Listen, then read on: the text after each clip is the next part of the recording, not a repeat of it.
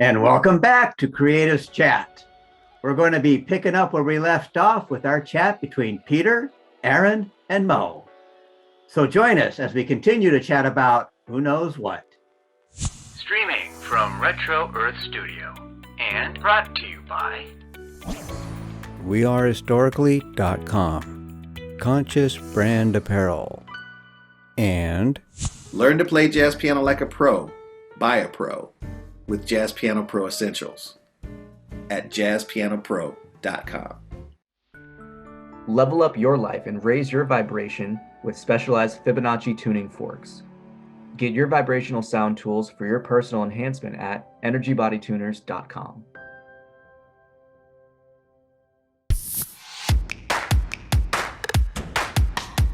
join us as we chat with Aaron and Moe. You know, it's like, is a tree without water and air and sunlight? You know, it's like, no, like people aren't people without the other people. Right. And that's the cool thing about your journey is like, is there any just moment that just like stands out for you guys that you're just like, this is it, like this is what we want to do? And like, when you see totally. Yeah, totally. Like I feel so appreciative. Like there's no, I liked crystals before, but I love them. Like I will geek out. He was like nearly crying at this crystal that we took out of the box yesterday, and then I got crazy over it. We had to stop working. I got this most, I wish I would have brought it up. I know the crystal This most beautiful blue crystal. It's just the most gorgeous blue. And I was beyond words of how special this piece was. It was so special. And we get to take these and get them to people. We are the ones that actually get to like share this with other people, and it's such an amazing feeling. And they geek out too, like when they get and they call us, they're like, "Did you see the spirit in it?" Yeah, it's such an amazing thing that like when I just really feel the love that I have for what we do now makes it. It's not even work. We don't work anymore. We just have a good time. Yeah. We just have a good time. When we got to do a music festival, like that was when I personally thought like we have made it. This is like the coolest thing that could ever happen.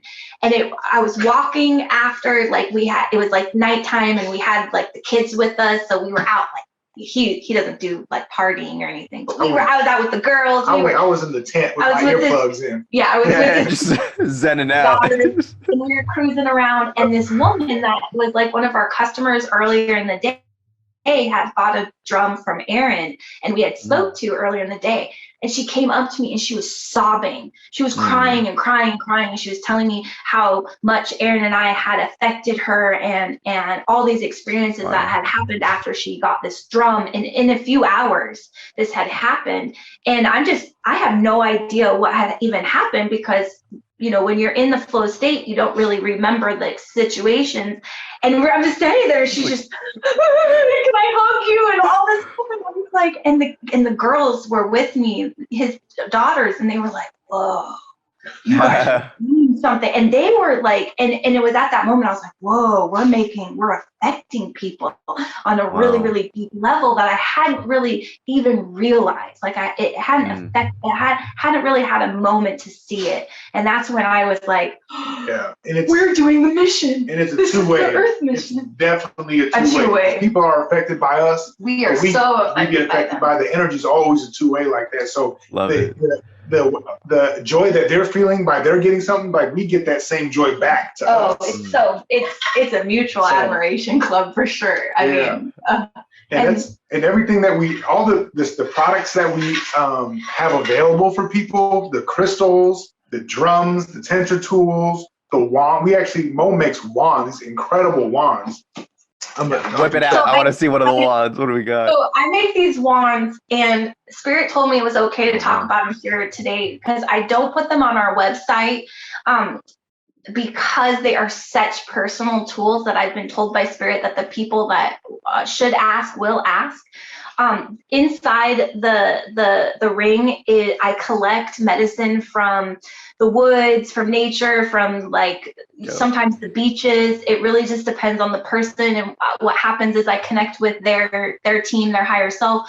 I collect medicine. There's tensor technology in the center. There's tensor ring on top and crystals on the bottom.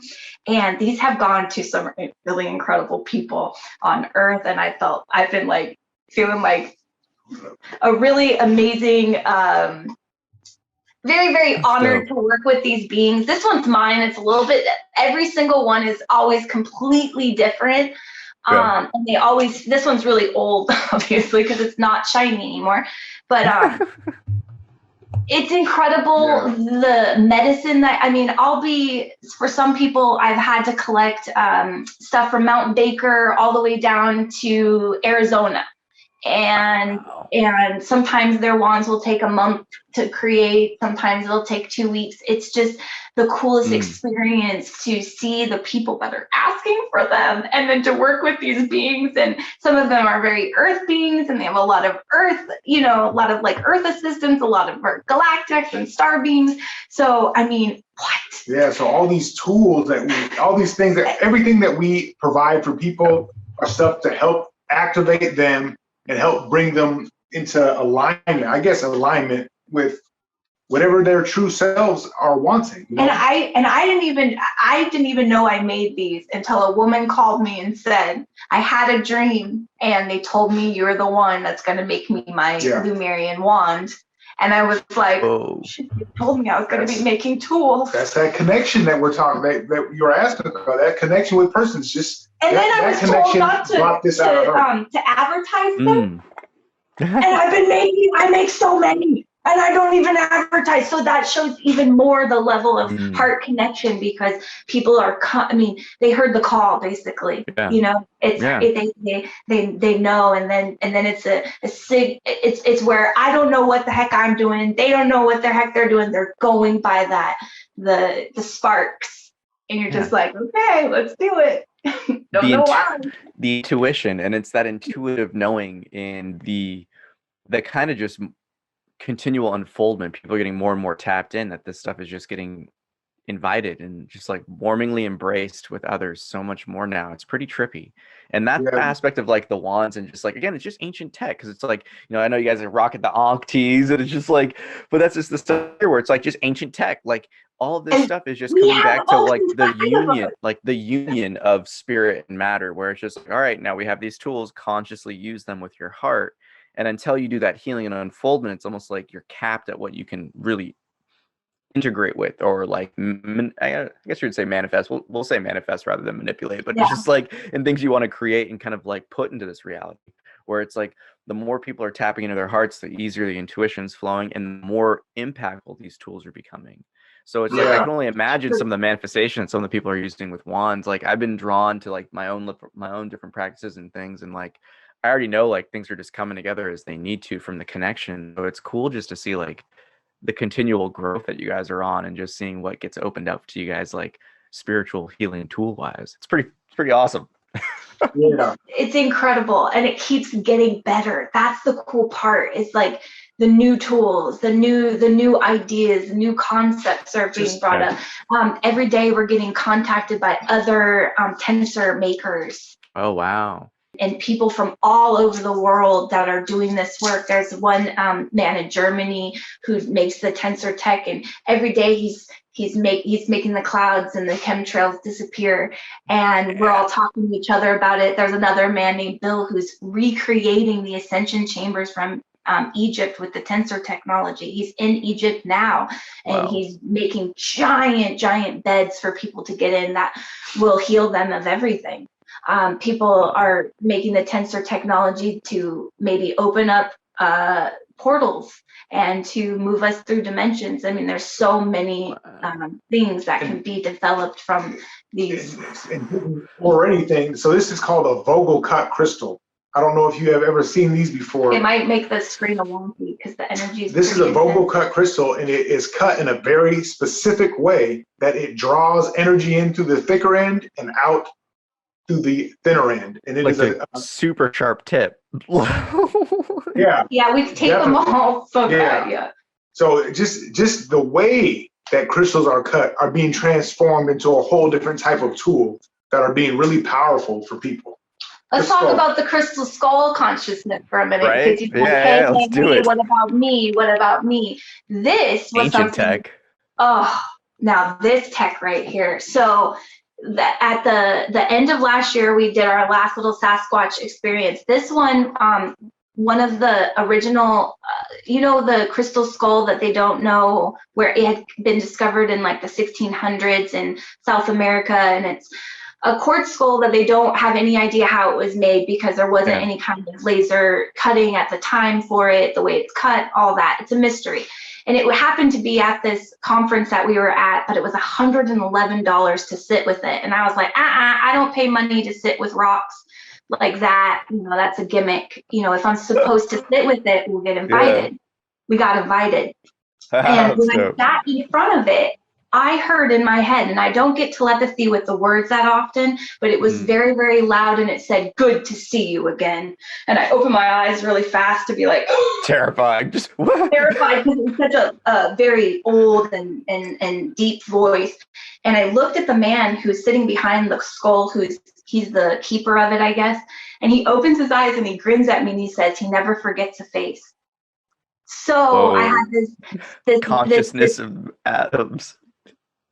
And ever since, these guys have come into our reality to the extent of this woman, Galactic Ashley, who's just an incredible person. She's like an ambassador to the Crystal Skulls. Mm-hmm. She calls us out of nowhere and says, "Hey guys, I've heard you guys are going to help get people their skulls, get people the ones that they need." I mean, we didn't know her. She just came we didn't know her on the 3D. We didn't know her. But this was like weeks after this experience with the skull, where the skull is saying, okay, you guys are going to help get people back to their tools, because these are tools also. Because anytime a crystal is carved into a particular, the shape, check out this guy. This is the elder of the Fluorite Council. Whoa. That's what they've told us. These are carved in Mexico, which makes them even more exciting for me, I think, because it's on our continent. But these guys are giving us so much information. It's insane. Yeah. They do whole body healings. They are libraries of information from all over the world. I mean, the depth. When two crystal skulls are together, they actually transfer information between them. So they can carry on information. Any other crystal skulls that these have been around, they actually they connect in like a chain. It's like a network. It's a network. And when you have these in your life and in your area, you are a beneficiary of this information and of this energy. It is transferred to you as well, because we have the same shape skull. And it's all about the shapes. The shapes that different things are in have power on their own. So. See, that right there is just one of those concepts that is just now kind of getting more and more discovered and refined. And I'm trying to remember, I don't recall the name of which structure it is, but it's down in South America. I believe it's in Mexico. But it's, they zoom out from the pyramid structure, and it's built like a modern day computer chip, I've seen that too. So it's like, exactly. So it's like, we look at this with Egypt, that one is the same. It's all circuits and power grids. It's one of those things where it's just like, okay, well, what's at the center of all these crystals, gold, these copper, silver, like all these, these really just true earth metals coming back to the forefront. And especially with the crystal skull aspect, I'm just so curious, the intuitive aspect of this is something that's kind of getting me more and more intrigued in terms of how you guys both kind of intuit these workings. Because I mean, you're pretty open about it, Mo. And I appreciate it because it makes it easier, the conversation in that sense. But it's like, when you guys are working with the crystals and the minerals, how do you perceive these downloads, these knowings that you guys get? It is a trust in yourself. And for so long, how things will just come to you? Yeah. Intuition. Yeah. But so many people, even myself, a lot of the time, I won't trust myself, and I won't trust that what's coming to me is actually from the thing that I think is coming. That's why you gotta have the experience with the guy behind the skull that's gonna open his eyes and say, he never forgets the face. Because am I just sitting in front of it, just hearing my own voice saying, good to see you? That's very bizarre to have, but I would have said, maybe not. Yeah, so you practice this trust in yourself, and then you just know. Like, I know that one crystal skull and another crystal skull, I know they have a connection. And I know that they are connecting to us as well, because like attracts like. We have the same shaped heads. We're all in this, we're all getting connected. It's just something that I know now. Yeah. And see, and that's the thing, when you recognize it, once you know it, you can't unsee it and you can't unexperience it. And then it just is like, oh, the door's open. Well, like, come on in. Exactly. Yes. And we've had to take a lot of responsibility through this experience also, because we get all of our stuff home, we cleanse it, we clean it, we sage it, we do what we need to do to bring it back to purity from whatever, maybe it's had some problems coming out of the earth, whatever, maybe it's changed hands that are kind of weird, so we have that responsibility. But even recently, we had an experience with a rock where we didn't have a boundary with that rock. We didn't realize when Aaron bought the big jasper sphere, we bought it and we put it in our truck, and then we proceeded to get in a really bad argument, it wasn't a normal argument. We didn't have anything to argue about. It was actually, we didn't realize until later on when we Googled that giant sphere. I mean, it was bigger than all the other rocks in our truck, with all the other rocks in our truck. I mean, that's a lot of stuff in a little space. And that rock says it releases negative energy. But we didn't know. We had no idea. We were just releasing on each other.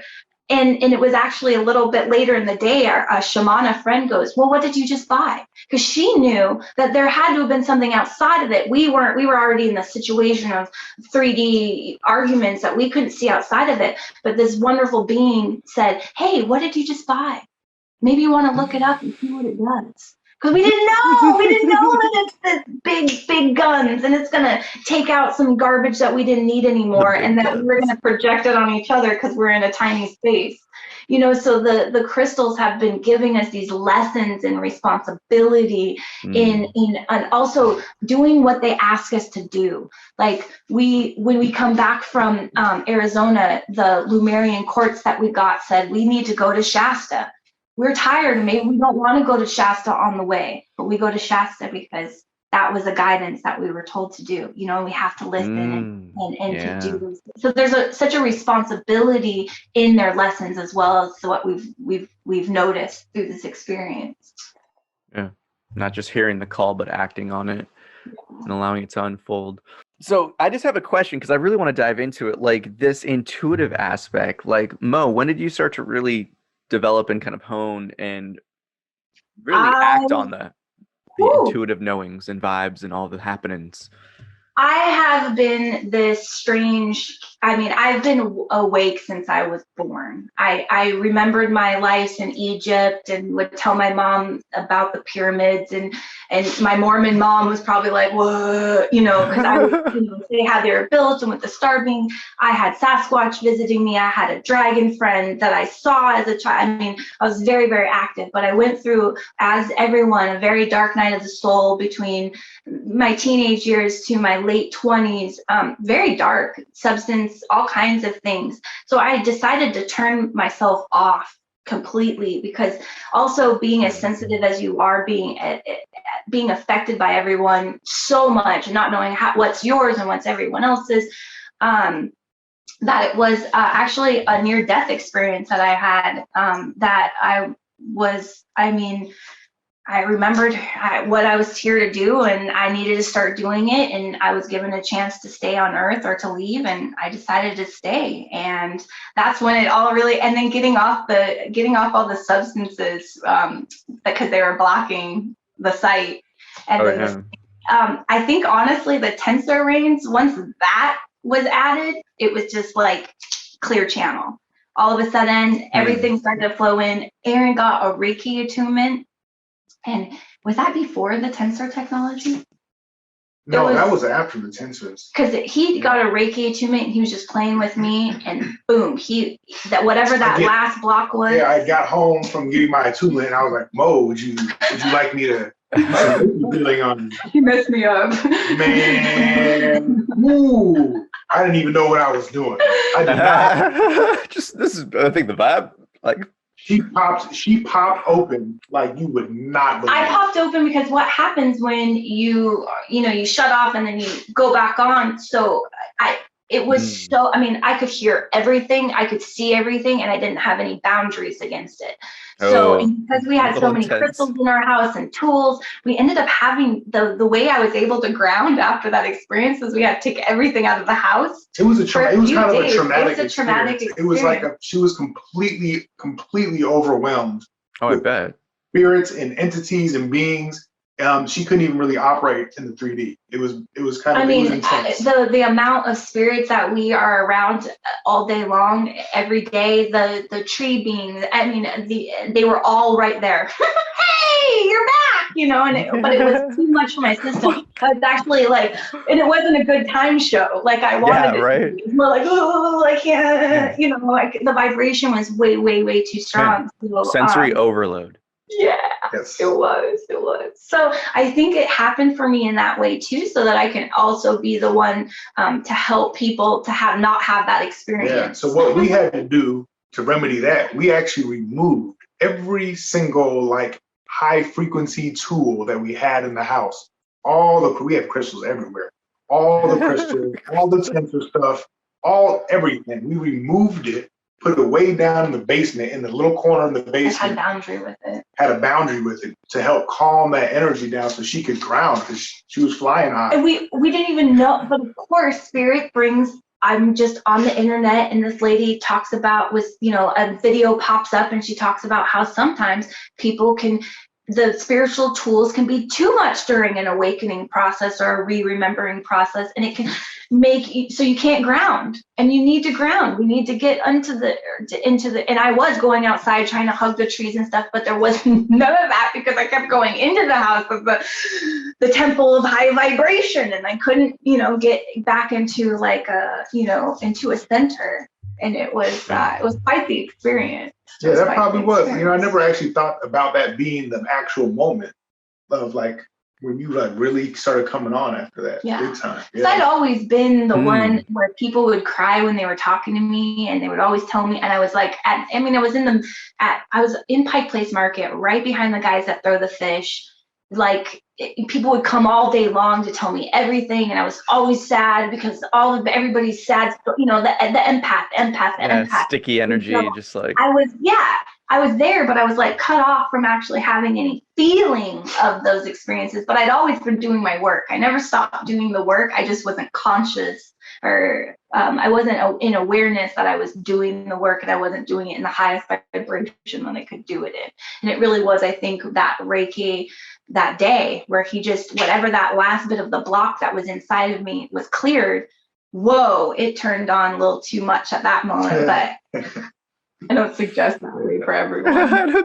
Hey, trial by fire is always the one preferred for me, so I feel it. I'm like, yep, throw me in the deep end. It's cool. I'll swim back. I'll make my way back to shore. That's great. And in terms of just your own stuff, like Aaron, okay, so you're just dabbling in the Reiki healing. Like that's the thing about intuitives is like once you tap into this realm, it's just like more and more stuff just opens up. Yeah. So I got into that's exactly it. Like when you make yourself available, all these different things can come to you, like just endless things. And I have so we're talking about the full circle, a friend of mine that I grew up with. Back, we weren't doing any of this stuff. I ain't gonna tell you what I was trying to do back then, but it wasn't anything nice. So we were doing a show one day, and there my friend Delphi he's at the show, and he's a larimar, which is another beautiful mineral out of the Dominican Republic, just gorgeous stuff. And he has a booth, and he's selling that. I'm like, oh man, that's Delphi that I grew up with. So I get to talking to Delphi, and he is I don't think he'd call himself a master, but he is, I'll just say, a Reiki practitioner. Very, very powerful individual, very powerful, really, really powerful energy worker. And I worked with him a while, and I ended up getting getting a Reiki attunement through him. So it just happened that way. And this was someone that I kind of grew up with. We lost touch for like a decade or so. That's wild. And then here we are at these metaphysical fairs doing energy work and selling crystals and minerals. It's like, and it was a wild connection even in that, because I had been buying stuff from his sister and him for years at the Fremont market. So we had just gotten this.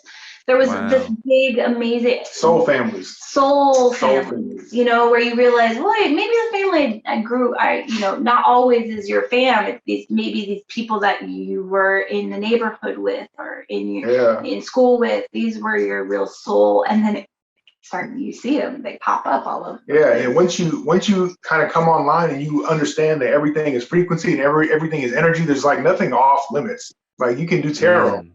You can do Reiki, and the Reiki that we do is different than traditional Reiki. Yeah. We have adapted it into our own kind of way of healing.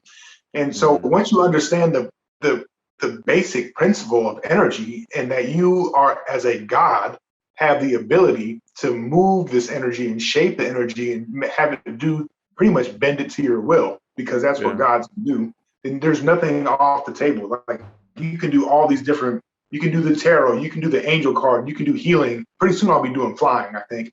You can do anything. Yeah, levitation's definitely next on my levitation and teleportation are definitely next on my list. Things to dabble in.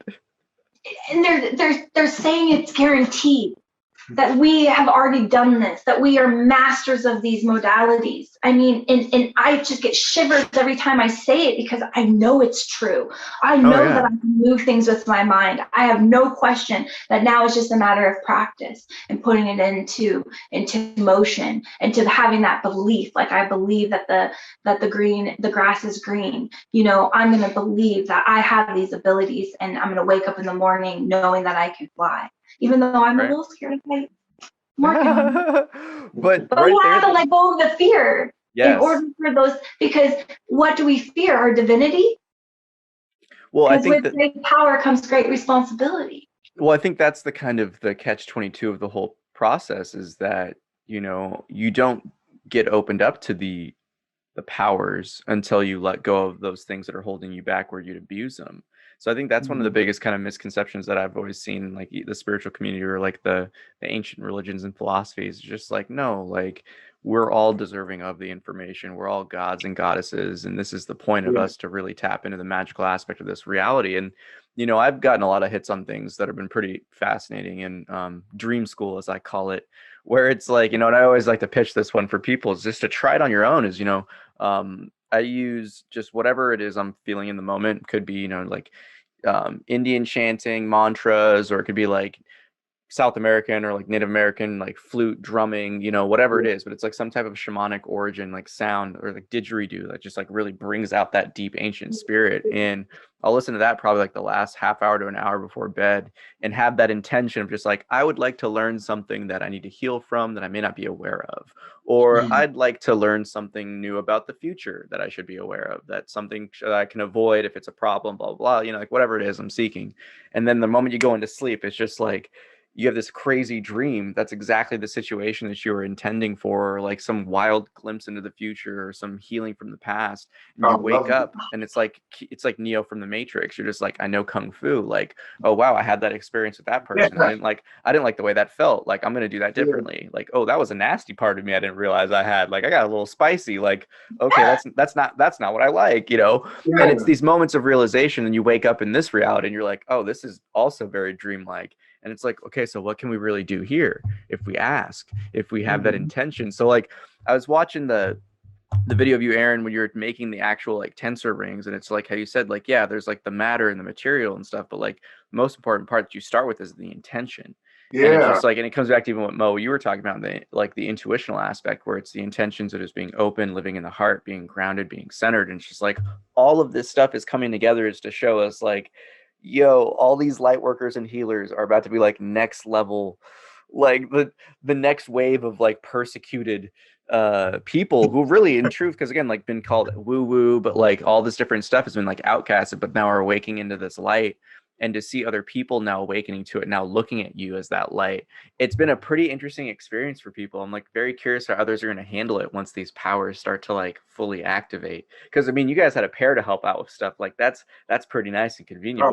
Imagine someone having that on their own. Like, oh yeah, it's like Mo helps me so much. She keeps me on track, because I'll go off I'm like really focused on things. So I'll get focused on things and forget about the three things, the body, mind, and spirit. There's three things. It's not just doing an action. You have to have the spirit, you have to have the ceremony, you have to have the mind all come together. And she's really good at always tying me back to the spiritual aspect of it and kind of un-3D'ing me, I'm gonna call it. But I can get really, but then he can help me get the bills paid and to do like it's amazing. It's amazing when you can have somebody else in your existence that can help you with those aspects. I mean, I'm up in the clouds and he's down on earth, which is the most, that's why Cosmic Earth Medicine was the name of the business, because I love it.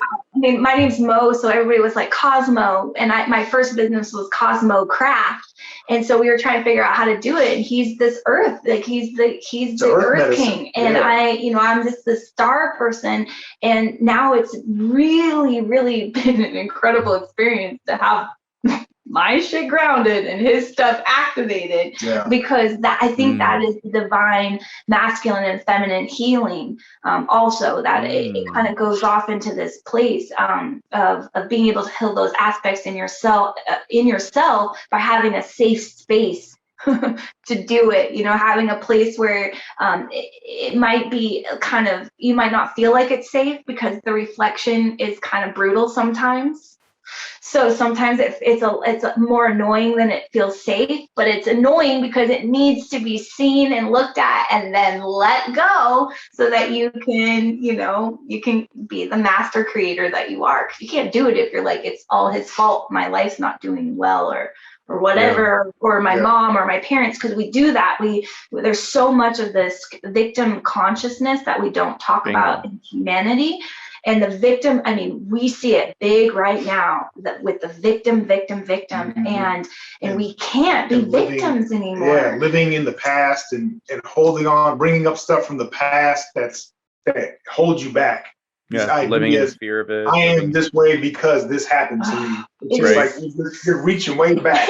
And if you live in the past and you're going to build an identity, you're going to build your identity off of something that's not even real. Yeah. The past isn't even real. It's just some electrons in your brain. Yeah. So, and it's just, again, it just comes back to that concept is like when people really let go and transcend concepts, or that you have to be like, oh, this happened to me in the past, I have to be this way, or this happened to me, I have to be this way. It's like, no, it's like everything is it's probably been some of the benefits that I've had from different like plant medicines that I've been, grateful enough and opportunistic enough to be ready for, I guess, that it was these moments of recognition where it's the snapshots of now are just like it's a Polaroid stacked on a bunch of Polaroids, and it's the stack of cards that's always just kind of tumbling down. And it's just, you can grieve for the cards that have already hit the floor, or you can embrace the one that's face up. And that's the thing right there. That's like, it's pretty trippy when you see the activations of people, and I like this aspect of your guys' dynamic, because you can see the balancing physically of like the masculine and the feminine energies, but that's kind of the awakening process for each of us, is we awaken into the opposite energy field, and like, or the balancing of it. Because I do know that there are some women that I knew growing up that were more masculine always, and some men that I knew that were always more feminine, but it's that harmonization of the energies that really open us up to different levels. So this is why I think you guys are super cool, because you guys are this group of like traveling healers, given all these like different like healing tools, like coming from this place of like, you guys can see the harmony and feel the harmony between you two, where it's like, it's that balancing act, that this is the true activation that I think is happening more and more people on this internal level, where it's like their feminine masculine energy is starting to harmonize, and now different people are starting to come into their lives, where it's just like, it's so true, because as you harmonize, you get other people that are harmonizing as well.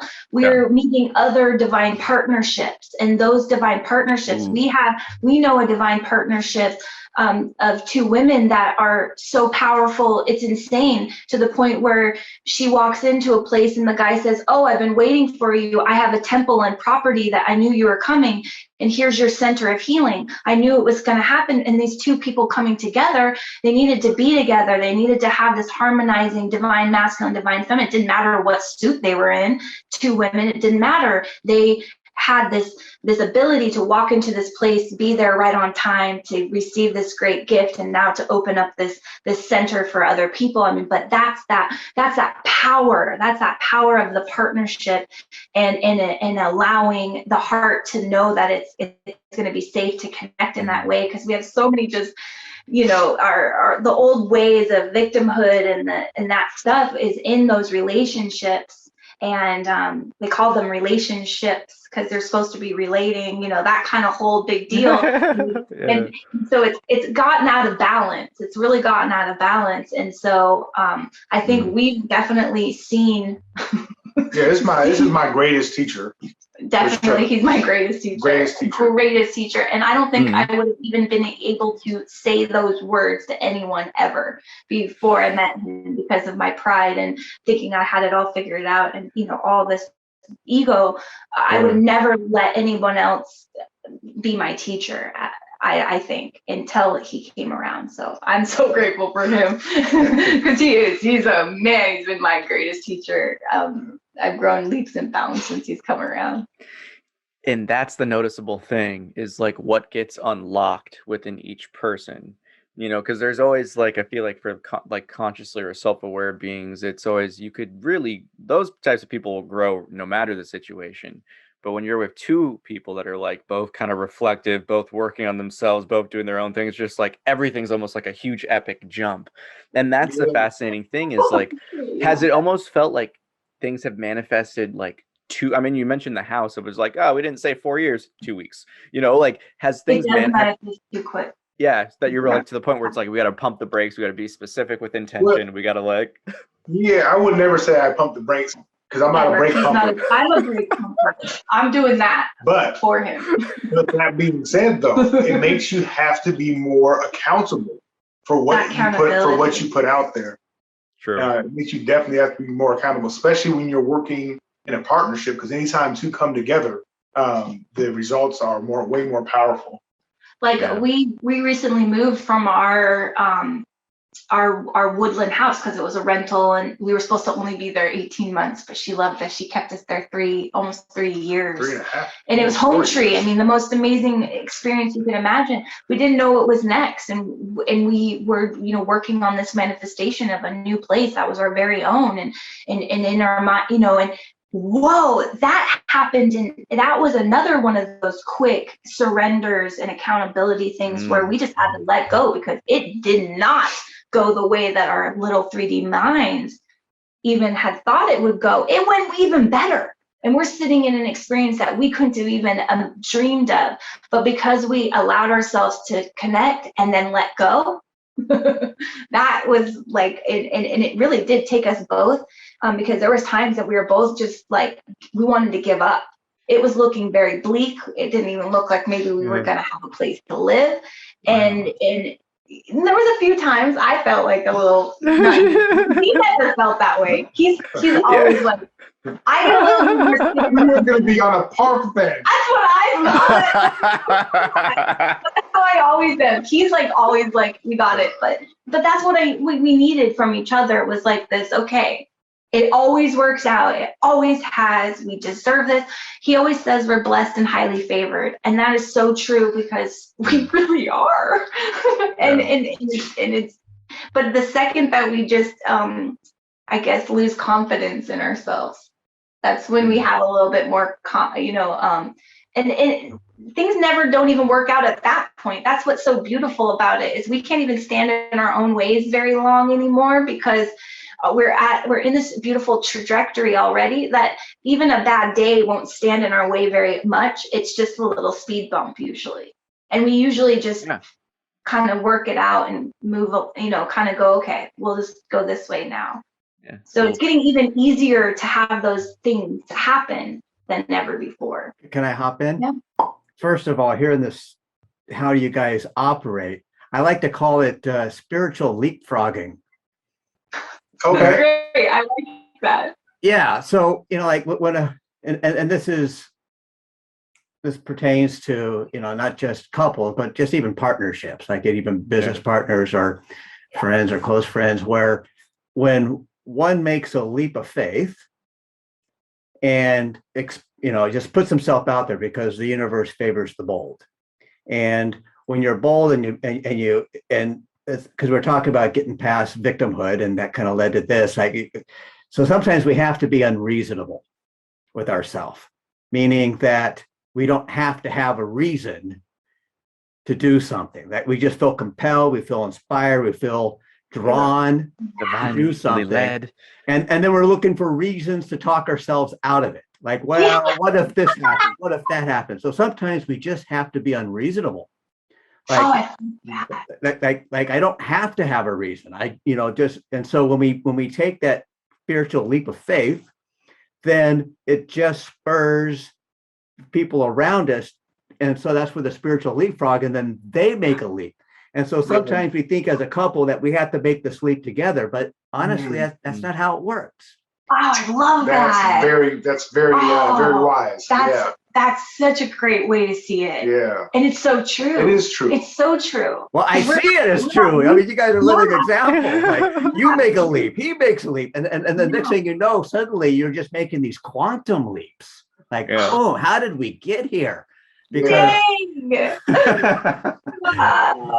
that's a great that visual. was such a great visual. Oh my gosh. Because as you're doing it, you don't get to really observe it, what's going on. And she's not going to get too far ahead without like, hey, come on, catch up kind of thing. And I'm not going to get too far ahead because we're in this together. And one thing that's been really big for me is understanding that to like really put my love and faith into what she does, like that she's going to be successful. And she doesn't need me. She doesn't need my criticisms. She doesn't need anything negative from me. All she needs is my love and support. And that when I'm trying to help her, that I'm doing it with like really good intentions. I'm actually trying to make whatever problem or whatever issue or whatever life thing we're going through, I'm trying to make it better for her. And she does the same thing for me. And I think it's like one of the keys of a good partnership, not just in romantic partnerships, but in all kinds of partnerships and relationships. People, a lot of the time we withhold stuff because we're afraid to give away too much, or we don't want them to know our secrets or the way how we got successful. Or it's like we got to get rid of that kind of thinking and just really give fully with our hearts to everyone that we're in a partnership with, in a relationship with. Being transparent with each other and being vulnerable is so vital. It's not trying to be right all the time. It's just one phrase that just kills me every time I hear it is familiarity breeds contempt. Like whoever came up with that just killed vulnerability. The possibility of being vulnerable. Because it should be familiarity breeds trust. Trust, and safety and space for growth. And it's the contempt in that is something that you're seeing in your other person that's reminding you of something in yourself. That's really all it is. Every time we're triggered, 100%. It's something in myself that I'm having a hard time with, and all I can do is see it in my mirror, which in my case is my wife. So it's really we need to see our mirror. Yeah. Anytime I'm pissed off, I got to reel it back in because I know it's something inside myself that's being triggered. That I need to work on. I had sat with Spirit last week, or maybe last month, and I was having a problem, with my mirror, and I was just like, Spirit about it, and I said, and Spirit said, do you think that he is? They were talking about responsibility, and he says, is percentage, how much responsibility does Aaron have in this situation? And they told me 0. That there was 0 responsibility and I was like, what? 0? Not even like a percent? No, there is not 0. So, whoa, I had to that was a really big lesson because I thought maybe there was a little bit of responsibility for that other person. No, I have 100% responsibility. But that's power. that's actually not a bad thing. It's powerful. It's a powerful thing. And especially if you have forgiveness in your heart. So well, that's the thing right there. It's compassion. It's the key to really everything is just that aspect of compassion, successful relationships, partnerships, businesses, teams, families, whatever it is. It's just that compassion of trust, where it's like you love yourself enough just to let go and surrender to the apprehensions and just know that like that person's got it. And again, because it's like we're the keepers of our own peace. You know, anytime we have a disturbance, it's because we're just like we're giving our keys away to someone else and being like, oh well, no, they're making me mad. It's like, no, that's just the image of you justifying to make yourself mad. You know, like, and that's the trippiest stuff where it's, and that's, I think, actually, again, you know, I bring it back to the power of, you know, really, like, I'm just gonna call them earth medicines, you know, from just different plant medicines to the different spiritual tools, and you know, from the crystal and mineral kingdom, is there's such an ability to do self-healing to a level where you just radiate nothing but that love and light. And I feel like that's what a lot of the healers are getting like forced with right now, is like, all right, we're getting ready to transition to another level of this game.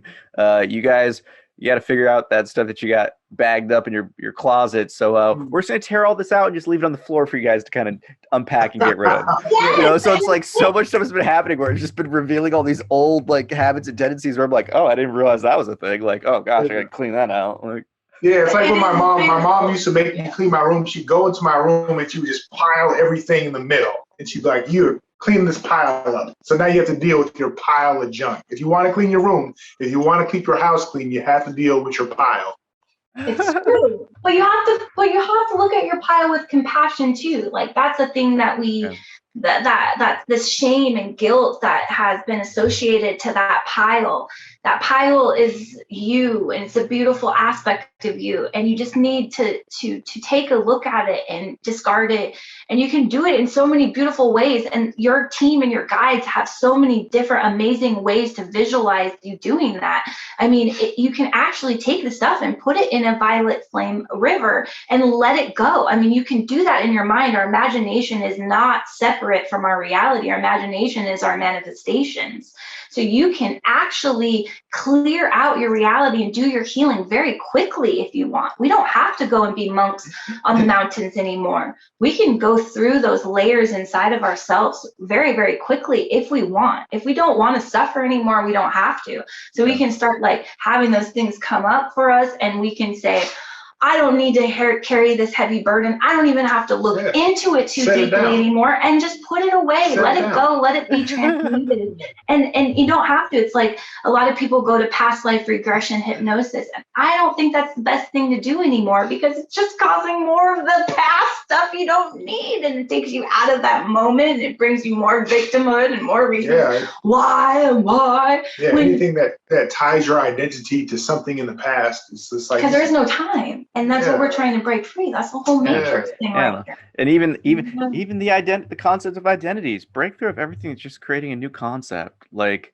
and that's the trippiest part about life, is literally the more I've seen is the more I let go of, there's the more it is just abundantly filled up with what I just didn't even conceive and perceive, but it's just beautiful and magical nonetheless. And I think that's the thing where it's like the real recognizes real aspect comes into play, where it's like you guys have been on a wild journey, and like just to see everything unfold for you guys, and you know, and just like the different crystal shows, I'm sure from like the first to now, it's just like a completely different experience of like where you guys are at as people and as a business and everything. So like, what has been one of the coolest, like, we've made it, we're kind of like known now, like we're like, people know who we are, like, has that hit yet, or is it?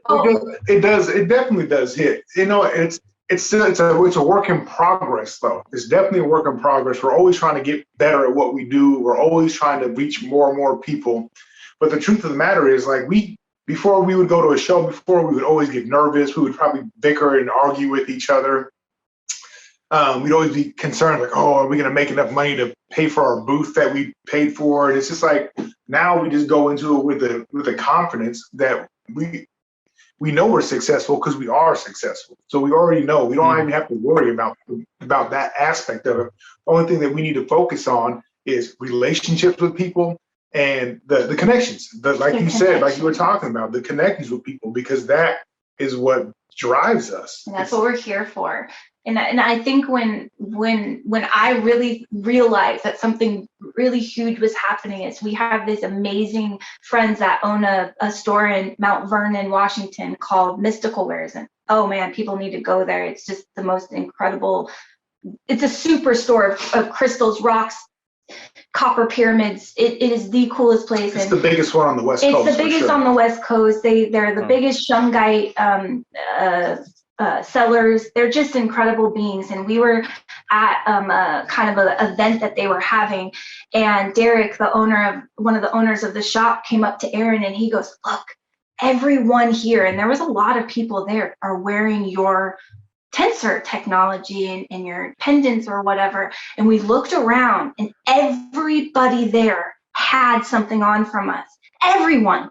And Derek goes, "Do you want me to make an announcement that the maker is here to Aaron?" And we were both like, "Oh, no." No, because that wasn't what we want, but it was like, I think that was the moment in my head that I was like, yeah, it's really touching. Actually, I remember that moment. I remember that day, because that was something like, man, what we do is really getting out to people. We are actually seriously making an impact in people's lives that we can actually see. It's tangible now. It's something that we can actually see for ourselves, that we are making an impact in people's lives, and that just fills you up in the heart. That just fills you up. You can't get better than that. That is, you make it when when you're like doing your mission on Earth and helping humanity. I mean, you can't. You grin. You're a bag of grins all the time. Like I dance through Costco because I feel happy, and I never was able to do that because Costco scared me. But now I have a vibration of like, everyone that's going to talk to me is going to be loving, and everybody, every experience that I'm going to have is going to be wonderful. It's nothing like I actually in Denver, I had an experience where I allowed myself to have old programming and old belief systems with men and just different experiences, and I let myself go really deep. But I was able to come out of that deepness just as quickly, quicker than I ever had before in any other time, been able to leap from a depth up into the light. And that was so powerful. I needed to see that. I needed to see that I could still, because I've been vibrating at such a frequency, I haven't had any of those dark experiences, but I needed to have that little dark experience just recently, even to show that my power to bounce out of it is even more greater than it ever was. So it's even that, like, you're not always going to stay in those vibrations, and sometimes you need to have those dips so that you can have those lessons again in the reality of what it's like, kind of to dimension hop, because that's kind of what's happening, is where you go back into those experiences of having maybe more dense experiences, because it's not bad or wrong experiences. They're all just lessons. And so it's cool too, because you can have those dips in experiences and still come back up into the light and go, oh, okay, wait, I'm a human and I'm still having these experiences and I still need them. And those beings we needed to have those experiences together. And we were a gift for each other. And it wasn't negative. It was actually learning, and it was growth. Well, it's that you said it earlier, like briefly, it was that when you have those moments of quick surrender and you just fully accept something and fully dive into it, then you kind of get that natural objective viewpoint of just like, oh, wow, everything is grace. That's not how I like to be. Ooh, that was nasty. Ooh, I can't believe. And then it's like that moment of recognition where you're like, wow, I've come a long way. Where you're like, oh, wow, that's pretty awesome. Like, that doesn't really faze me anymore. And I think that's the stuff that has been so much more beautiful to experience, is the more we have those moments of the ebb and flow, the more we have those opportunities to experience the kind of old chaos or old patterns, the faster we grow away from them. And we're just like, oh, wow, like, I'm so happy I don't have to deal with that anymore. Bye. And just kind of continue to level up. And that's the coolest thing, is every time you unfold into a new layer, it's like another playground opens up to explore. And I think that's just the coolest thing to see, is just like, yo, if like where you guys are at now, like what's next for Cosmic Earth Medicine? Like, you guys got any big shows you're thinking of? You got any new opportunities you're thinking about pitching? Like, what's good? Like, We've got 2 lives this week. We do our lives on Facebook on my Facebook page, so we get really excited for those because man, the people that come to these lives and even this year we got pushed into doing the lives because of everything. All of our shows got canceled, so we got a redirection, and we didn't know how to work the internet or do social media. And his kids are in that age where they were kind of like inspired us to use these devices to do this. And we've pulled in so many different people from all over, and they come into basically our dining room during these live shows, and we have so much fun getting crystals where they're supposed to go. So that's really cool. We have a show at it's at the Everett Event Center. On the 30th, October 30th. Yeah, I think it's October around 30th at the October Everett 30th. Event Center. It's the Alchemy Fair. They've been a really smaller show, but they're expanding into this huge show now, and they're going to fill up the Everett Event Center. So that's going to be our next in-person show that we have on the books. We had a few that got canceled because of the stuff in Washington. Yeah, because of the.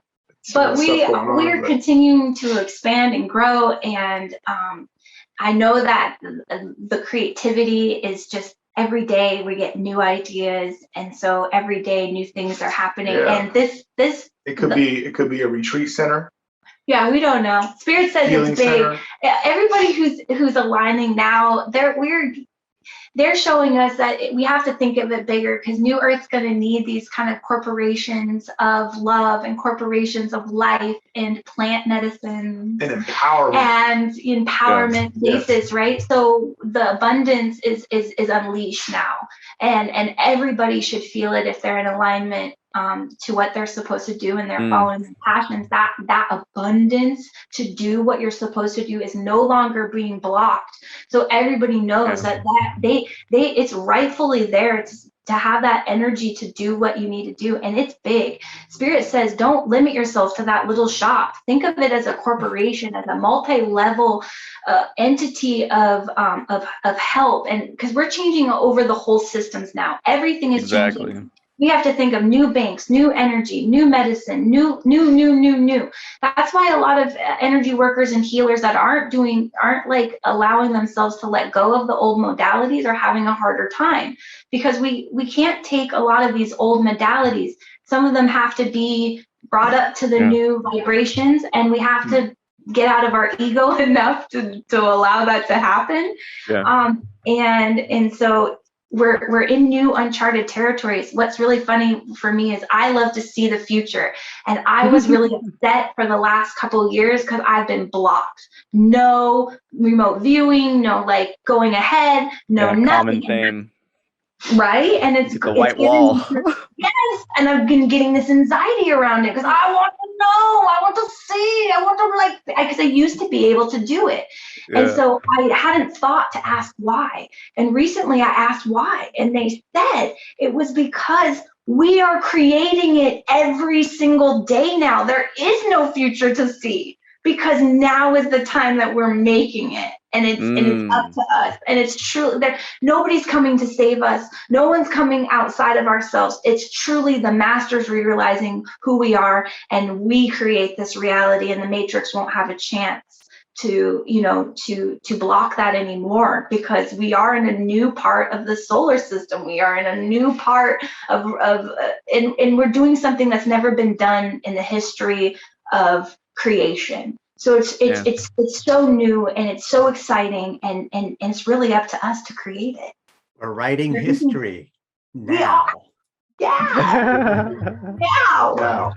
See, and that's a beautiful thing to think about it too, like that, and to see it, because I think a lot of people are feeling it. They may not just be aware of what's going on, and it's we got to bring it back to David Holz, who said, like, I'm focusing more on the energies that are breaking through versus the energies that are breaking down.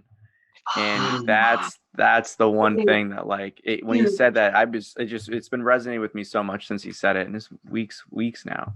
And it comes back to that point of there's no point, and it comes back to what you were saying, Aaron, where it's just like there's no point even holding on to anything in the past. Yeah. Letting all of it go, so we can finally I almost think about it kind of like, a scuba diver. It's like the past are the weights that we're wearing. And it's like, if we just undo those shackles, then you're going to rise to the top naturally. And then if you're kicking it, exactly. If you're kicking and pushing, then it's even faster, So it's like, let's kick and push and we can make some waves. You just undo the weight. Just set it down, drop it. Don't even come back to it. Don't even think about the weight. Yeah, if there's a way that you're not happy with and that you don't like, just wake up in the morning and be like, that's not me anymore. I do things this way now. Spirit just do things differently. Yeah, and Spirit tells me to visualize it because we are such people of seeing and doing. So visualize those heavy weights, literally like you're scuba diving. Like that's why Jesus spoke in parables so that you can be the masters that you are. Take the weights off physically. Like that's why we use feathers to get that ick off of our bodies because we are doing this work. We are physically doing this work. So physically take off the weights and throw them in a fire and have them disintegrate right in front of you and watch it because that's how powerful it is because it will have no weight on you anymore. It can never come back. You can never have those weights again because it's been transmuted and it is gone. And once we see this mastery and how we live so many lives and so many different things, like there's going to be some baggage. We're not where we are because we don't have all this baggage. We're going to need to transmute that baggage. We can't keep unpacking it and putting it back on. We can't keep putting those old outfits on. And we do it in our own lives, but we do it with those past lives as well. They're there for a reason. They're behind us. Well, I kind of think that sometimes we do things backwards, where we think that if we go back into the past, we can heal the present. And just listening to what you were describing here about letting go of the weights and going scuba diving, if anyone's gone swimming, they'll know that that's a great analogy because even if it's not your weights, but even if you just let go of your breath, like there's so much tension held in our breath and when we breathe. And so this is where we can really tell when we're stressing out or not is to watch our breathing. Oh yeah. But what I was going with this is if something we're doing in the present is causing anxiety and we think it might have to do something with the past, just keep working on the present and it will heal the past automatically. It's quantum healing. And so we don't have to go into the past in order to heal it. We can work on it in the present. And that's where we get stuck, is that we think we have to keep taking trips into the past. That's a trap. When life is repetition. And so what we're doing in this lifetime might have some parallel effect. Like some of the stuff that we're doing this might be same lesson that we were trying to learn in the past that we didn't quite get over that hurdle. And so trying to fix it in the past isn't going to work in the present. The truth, exactly. The truthiest truth. Oh, I love that recipe. Oh, that's the real deal. Yeah, we're here in this present to heal the past. Yeah. Oh, and not to go back to do it. Oh, but it's it's it. That is it. And it's even wilder too when you think about the sense of the wildfire aspect of just healing, where it's, one person changing their resonance and vibration and healing from some trauma or past pain it'll completely transform the opportunities that you experience those same people. You give them the chance to see someone who's really changed through their own grace, who's really taken that inner looking and taken to the next level. And, it brings me a lot of hope in these conversations just to see how many more people are seeing the same waves and kind of patterns lining up, where it's like, yeah, we're in a cycle where, if anything's the truest testament, the fall will represent the fall of just, a lot more than, leaves. And that's kind of what, I'm seeing for a lot of people and things going on right now, where it's just, there's so much tension that's just been waiting to release. And all the light workers and healers are all like, all right, now here, we're the funnel. So let's direct all that in a positive way so we don't all die. Yeah, because right now it's like we're here just to really, now that we know what's gonna, that release is there. That's why they're saying hold on, hold those timelines, hold the highest timeline for us, the most beautiful transition that we can possibly have, so that we can kind of balance that release, because that's really what we're here to do, is just transmute it as it comes through. Man, shungite, that Russian mineral just shows you what, like if you look at the mineral shungite under a microscope and you put a piece of pesticide near it, it will actually pull the pesticide into it and transmute it so that chemical is no longer in there. I mean, that's something that scientifically they see. But shungite, even when I wear it next to my copper, will start pulling the copper into it. Same with silver or anything else. So shungite's been teaching me that we are going to be able to literally do that with our bodies. Transmute what's in front of us and turn it into light. I guess it comes back to this point of one theme that has been really constant this past week has been this energetic and kind of, even past kind of memory aspect of identities and holding on. And it's really this, it can sum it up as one thing, like letting go of what doesn't serve us. And, and just for the listeners, that may not be aware of the serving of us, it's not necessarily the concept of what we hold on as our identity. It's, we want this to serve our highest self, our purest of truths.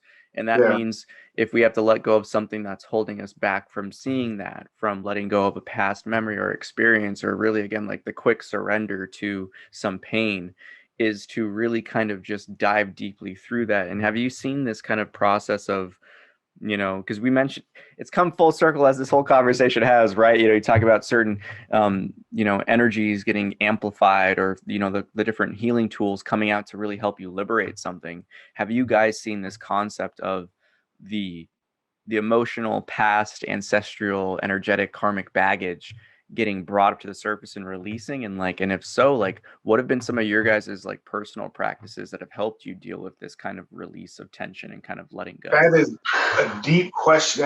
That's a deep question. Loaded. Yeah, there's tons of stuff. There's tons of stuff coming up for people, because this is the time. This is the time to, like we were talking about, put down our baggage.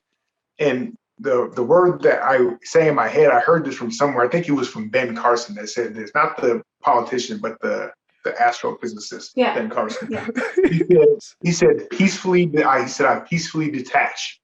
I just peacefully detached from all these things that we connect our identity to in this lifetime and lifetime before, ancestral traumas that we've been carrying with us. I'm detaching from them. They're no longer something that's going to hold me down. It's no longer going to be my identity. I'm not going to have my identity in the past of who I was and who I thought I was and all that stuff. So that's a really big question for me to answer.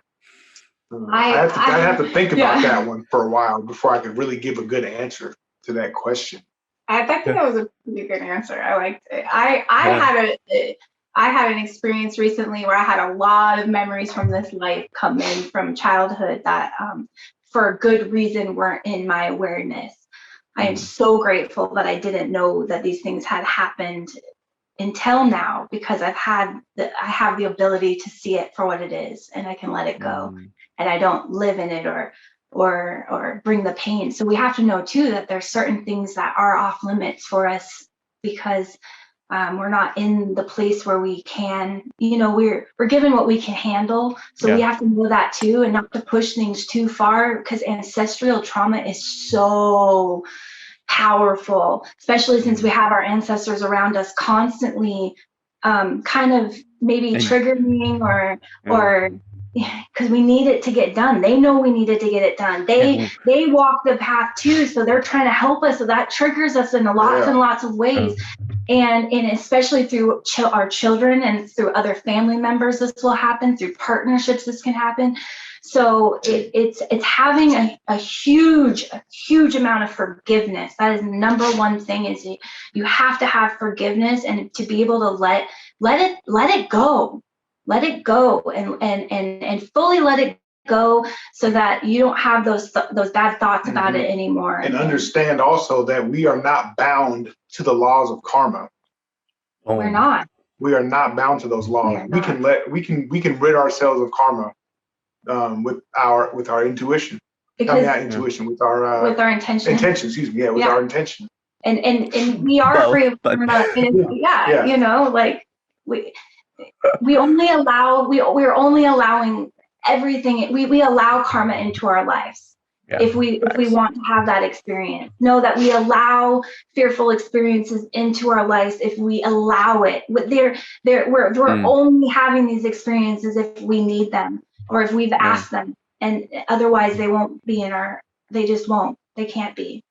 Ooh, and that's the thing right there where I find people will always jump to conclusions and thinking life is doing something to me, but we always have to remind ourselves that everything that's happening is a lot more than we think it is. Like there's so many divine gears and clocks turning just to have these events randomly line up that this 1 in a trillion opportunity that you'll cross paths with this person experiencing the same thing you are at this one point in time will arise, you know, like that there is so much happening all the time that we have to remind ourselves, even in the sad moments and the painful ones, that everything is grace, you know, and the ultimate thing here is just to recognize, you know, I think one of the self-worthlessness that people have issues with is when we say forgiveness, everyone always jumps to others. They're always like, oh, I need to forgive them. I need to forgive them. It's like, in terms of that karmic release, that karmic debt, especially for those listeners who are really struggling with this type of stuff, you have to forgive yourself. Like first, if you don't forgive yourself, you can't forgive anyone or anything else. And you won't. Otherwise, you're just pretending. You're being like a Christ complex person, a savior, you know, and that's no good. We didn't come here to do that. Right. You know, we're here to save ourselves, and we have to forgive ourselves, and we have to drop the shame, because that shame and that guilt is really a block to our divinity. It's why religions peddle it the most. Oh yeah, because you have the heart opening up, and that's just like the love, the trust, this, and then whenever you have shame and fear and all this like self-doubt and low confidence, you just close it right off, and it's just that natural contraction. You can see it. That's what I like. Anytime you feel like you have to be a secret about something, it's not. You're closing down. You're closing down, and if you're living in a guilty life about something, if your side of the street is not clean, then it's just not the right way it's not a good way to live. You're always going to be shut down. You're always going to be shut down. And there's no need, there's nothing on this planet that you've done so terrible on schoolroom earth that is not for you to be forgiven of. I mean, there's no judgment, but the judgment of yourself.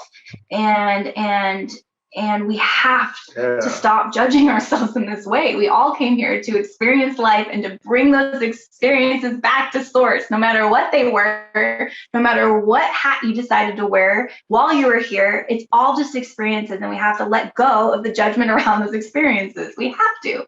It's what's kept us in bondage for so long is that we're not good enough, and we're not capable enough. Everybody else is better than us, and they're more capable than us, and that's just a lie. That's the biggest lie that was ever told to humanity, is that anyone was better than you, and you were better than anyone else. We are the one. We are the one. We are not separate. We are all one. We are the one. We are the one. Yeah. I love it. Well, with that, I just want to say, Aaron and Moe, thank you guys so much for coming on to Creative Chat.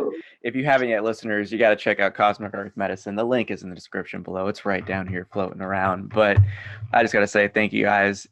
Roll the outro. Thanks again to our sponsors for making this show possible.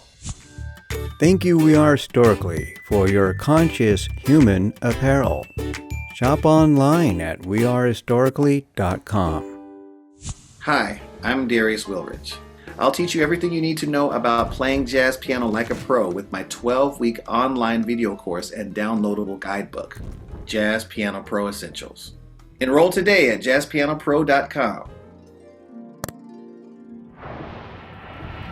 Another creative art production by Retro Earth Studio.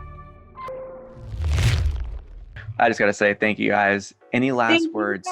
You're awesome. Dude, we appreciate you, man. Thank you for having this platform for people to really talk about themselves, because people love talking about themselves.